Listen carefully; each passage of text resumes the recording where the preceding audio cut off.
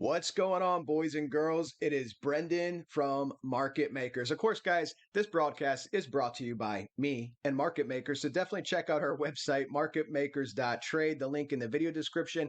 And a new tournament is starting on BitGet. Guys, it costs you nothing. Join through our link.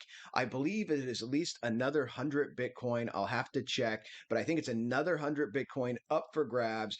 When you use our link, you get all of the tournament invites, all the goodies that come with it. That link is in the video description as well. Guys, aloha, by the way, because I'm going to the beach later. It is gorgeous here in Florida. We need to talk about Bitcoin. The GDP numbers came out. I don't have them in front of me. I believe it's 1.4%, and I think it's the worst number since, I think they said September 2020. This is a preliminary number which can be revised, but this is anticipated. It's funny because the articles from Bloomberg say, something to the effect of unexpected declination in GDP or something unexpected. I mean, they obviously don't watch market makers, right? So let's talk about what's happening because to me, that one of the biggest wet blankets laying on BTC is the DXY. That's on the screen right now. Just a quick market update before we go there. Facebook did pump 20% today. The NASDAQ has reversed. It is now up spot 1.8, which isn't very good, but at least it's holding its base here, as you can see, holding our Wyckoff base, very important. This was our bear rally right here. We need to come back up. I anticipate this rally will take us to 13,969 or 14,243. And if I got super bullish, if we have a rally, but I anticipate a rally, guys, because I think we're going to get one more rally and then another leg down. If I got super bullish, I'm looking at the two long-term moving averages here at roughly, because these are declining, roughly 14.5 and of course 15K for the 200 where we got to before. But that would be super bullish. So just keeping it realistic. The Russell's not faring as well. The Russell is, where's the Russell? Russell's down one spot 1 2 right now. So let's go back to the DXY. Guys, clearly the DXY has gone parabolic. This is May. You remember last accumulation cycle, May, June, July? Well, May was the crash for Bitcoin. June, July was the accumulation cycle. This is when the DXY was also at a base where I'm going to overlay the total crypto market cap for you. But I want you to see this because this is rising so fast. It's about to hit 104. People are asking me, what does this mean for the market? Well, I can tell you the DXY. I was talking to Craig, Crypto Savvy, on the phone the other day because we have similar backgrounds. We're about the same age, we've both been trading about the same amount of time, and we both track the DXY. The DXY, just like every other market, moves in cycles, okay? And when you have declination in GDP, when you have slowing economic growth, you will have the DXY move up. This happens all the time. People say, well, why is a strong dollar bad for the economy? It has to do with trade imbalances. Okay. So if you're a US citizen and you're buying goods overseas, a strong dollar is very good.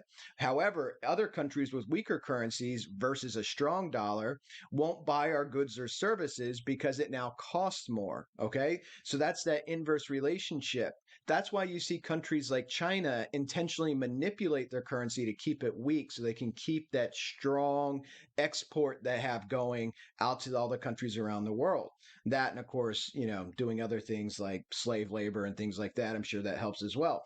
But let's go ahead and look at the DXY. So we're pumping up to the 104. Where do I anticipate this going? I mean, I'm going to show you here back in 2008 when this did this exact same cycle, the DXY pumping parabolically. But let's go ahead and lay this out first. I don't know if that's the exact low, but close enough. And you can see here, we just hit the 618. We retraced at 103,798. I mean, I would anticipate this thing pumping up to 5, okay? The 1618, 113,681, which is massive, okay? This is a massive move. And again, I'm going to talk about how this relates to crypto. Just bear with me 1 second.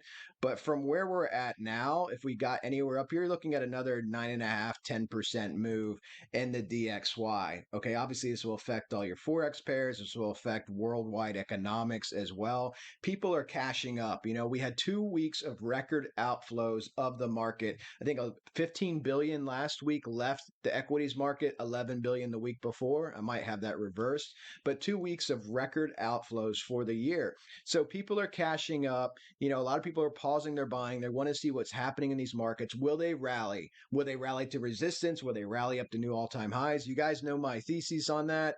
I use that word thesis a lot, by the way, but that my thesis on that is that essentially, with the Fed doing quantitative tightening, you're not going to have any type of all-time highs. Okay. Now, I think they're going to break the market. They're going to break the equities market at some point with the rate hikes.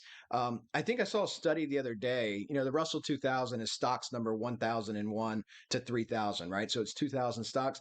40% of the Russell 2000 cannot pay its debt if rates go to 2.5%, right? Now we're sitting at a quarter point, but they're talking about 0.5 next week, 0.5 the week after that. You're talking about almost half the companies in the Russell 2000 can't service their debt because these companies make no money, guys. All these high growth companies were able to borrow at 0%, free money. That's how they were able to grow. They got inflows of money from retail, inflows from venture capital, inflows, from all the different sources worldwide, and now they have to pay the piper, and you're seeing market declination. That's my rant. Let's go ahead and do some TA. So let's overlay. Well, real quick, I'll zoom out and show you what happened in 2008 as the markets declined. The great financial crisis. As you guys know that watch this channel, I was working at an investment bank at this time, and I relish those days because I remember the all hands calls.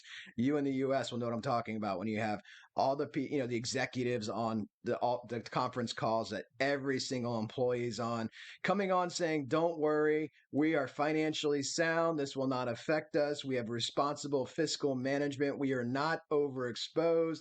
And of course, 2008, guys, I want to show you this. I think the first bank, Bear Stearns, went under. I think it was March 2008, or was it 2007? I don't remember now. But as you can see what happened here, the dollar was declining. March 2008, it's at a base. You see that? It's at a base, and then it starts to go up as the market, the S&P, the NASDAQ goes down 50%. The S&P, I think, went down 43 or 47%. And what happens when that event starts happening as the market unwinds? The dollar rises parabolically, okay? And where did the market bottom at? The market bottom March 2009, the S&P, the broader market. Look at March 2009. This is the bottom of the market. And then what happens to the DXY? It starts declining as the markets begin a bull run, okay? That's what happens with the DXY. Cash flows back into equities, cash flows back into investments, and then you get weakness. Now let's go ahead and fast forward this to where we're at. Let's go back to modern times. And here we go. Now let me make this a little bit smaller. Let's overlay Bitcoin. Like I said the other day, I first came to crypto, not all, but there's a lot of TA people constantly showing the DXY. Look at the inverse relationship. This is why we're going up. This is why we're going down, whatever. Now you don't hear anybody talk about it because it's just taking off, right?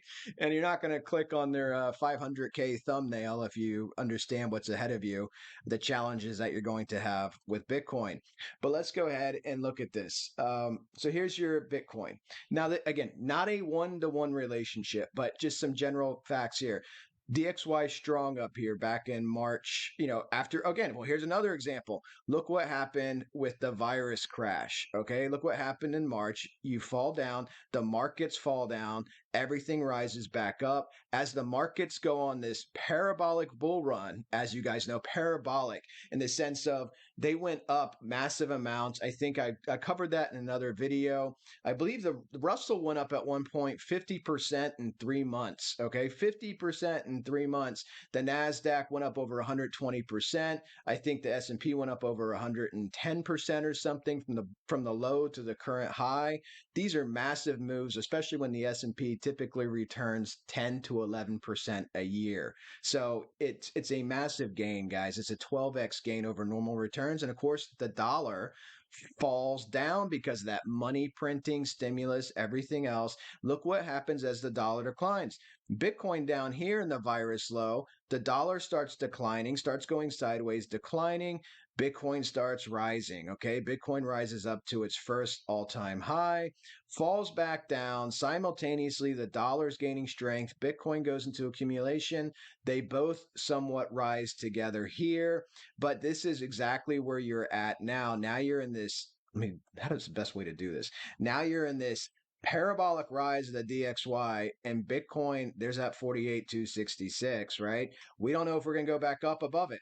But, Bitcoin is in this sideways market movement now as the DXY pumps up. So again, it's a wet blanket on top of Bitcoin. The stronger the dollar, the more money that's going into the US dollar and not flowing into crypto and not flowing into the equities markets. Okay. So this is very difficult to achieve any type of meaningful potential for a new all-time high, especially while the Fed is tightening. Let's go ahead and jump over to the actual Bitcoin. And looking at Bitcoin, holding our bullish weekly accumulation structure. As you can see, we're still in our ascending triangle, guys. Still in the ascending triangle. Again, does not mean new all-time highs. I would love to see us get up to that 0.5 around 53, 52K. Will it happen? As you guys know, I've been over this many, many times. I'm not going to beat a dead horse. But I anticipate a rally to resistance. And that is the time, my friends, when we rally to resistance, if we make a top, that is the time to flip your positions and be ready to ride the next leg down. Okay, especially if you see the broader markets, the S&P, the Nas, particularly the Nasdaq and the Russell, if they really start tanking wherever they find the top. Just look at where Bitcoin's at because that's very likely going to be very close to its top as well. The correlation is the highest it's ever been with tech. Okay, so just keep that in mind. So this is still good. I mean, it's good in a bad situation, right? So you have bad GDP numbers, slowing growth, Fed's getting ready to tighten next week, but we're still holding our triangle. So, we'll see what happens here on the smaller time frames if we can continue to move this up. And as you guys know, 37,161, you don't want to lose 37,161, or you do break the three rising valleys pattern. Now, just zooming out, guys, you look at this the Bitcoin rise. Here's your 200 and 233. You can see this is essentially what we want to repeat. Okay. In a good situation, this is what you're trying to repeat. This is that June, July accumulation cycle and being below the 200 and the 233. And here's, maybe this is your hit that you had right here on the 200 or 233. And this is your hit here. Okay. So, again, this is higher up than this is over here. So, and again, this in a nutshell, that looks good on paper. If you had no idea what's going on in the other markets, no idea what's going on in the Fed, you would, like a lot of people actually, you would think this is a very good thing. But we're watching this very closely. Again, we're trying to hold our structure here. If you're a fan of Dow theory, you go 20% off of a swing high, it's considered a reversal, right? Any swing high, swing low, you were at 21% here, but you're able to get back up to about 18%. So, again, this is still bullish, guys. I mean, this is the series of higher lows, okay? Higher lows. People can draw bear flags, they can draw poles, pennants, whatever they want to draw, but you are making higher lows all throughout the range. And until this thing craters, which I think it will, but it's going to pump to resistance first before it does, until this thing craters, you're making a series of higher lows. In other words, if you would have traded long down here, you're in profit still. Okay. You're in profit. You had a lot of profit here. You had a lot of profit at the peaks, but even on these dips back down, you've been in profit this whole way, which is why it's so important to understand the concepts of trading and supply and demand. Let's go ahead and do some indicators because I'm tired of talking. As you can see, guys, by the way, the moving averages are descending, right? That's why I got to keep moving my bubbles over so you can keep up with the price action. And I just messed that up. Do that and do that. So this is the 233 and the 200. And let's throw some indicators on here. Pretty clean chart. Let's look at Ichi. See how we're looking here. This is going to be getting thinner right here. You see this? It's still getting thinner. So again, we could just do this wraparound. This would be interesting because again, the Fed meeting is, I think, May 3rd, 4th. May 4th and 5th. I don't know. It's next week. I have to look at the dates. But the Fed meeting's right around this area, and then this just gets thinner. Just like before, guys, just like when I predicted this over here that we're going to keep trying to tackle the cloud and then punch through, and then eventually we did punch through. We're going to do the same thing if we hold this accumulation line. We're going to attempt a move up. This is why the resistance is getting weaker. Okay, remember when people say nobody's buying Bitcoin, nobody's selling Bitcoin, it's all holders. These candles would tell you a different story. This is buying and selling, okay? Orders are being filled right now in this bullish accumulation structure. The strong hands are taking from the weak hands. They're capitalizing on your fear, and they're going to move the price up at some point. And when they do, we know our key resistance levels to watch, right? 44K and 48,266. I don't even have the fibs on. Those numbers are like burned into my brain. But this is very weak resistance. And again, because it is weak resistance, it is also weak support here on the daily. So if we do come up to 44, 48, get super bullish, hit one of those 52 targets, I anticipate this thing just cratering back down again. Okay. And let's look at some other things here. Let's check out our supply and demand, see how that's looking. Still descending, and now this is down. This is really slow moving, as you can see. This is down about 45K. It's right at the top of the Wyckoff box, but it's still descending. Lots of resistance here. I mean, it's just the way that this is laying out now. And of course, we can go ahead and throw the fib back on here too, if you guys like to have that as a guideline.